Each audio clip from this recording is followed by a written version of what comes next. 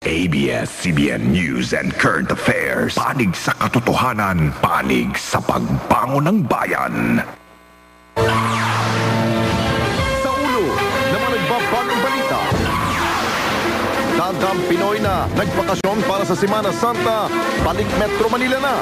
Ang sitwasyon sa mga pangunahing lansangan, pantalan at paliparan, tutukan live. Pagdiriwang sa linggo ng pagkabuhay, naging taimtim, makulay at makabuluhan sa mga simbahan at iba't ibang komunidad. Mga kandidato sa pagkapangulo at pangalawang pangulo, dinayo ang Easter Vigil ng El Shaddai.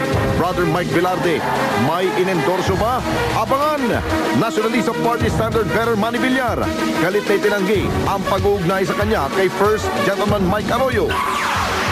Ilang putika sa Metro Manila, bigo pa umunong abisuhan ng DOH kaugnay sa pangalawang batch sa mga gamot na kasama sa Cheaper Medicines Law. At mayigit 6,000 katao naligo at nagpalamig sa Manila Bay ngayong Easter Sunday kahit bawal na.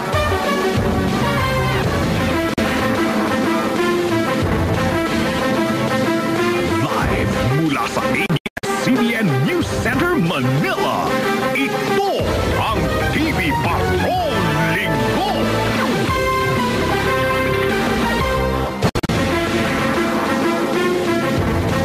Magandang gabi Pilipinas, kami ang mga patrol ng Pilipino. Nagbabalita at naglilingkod sa inyo saan man sa mundo.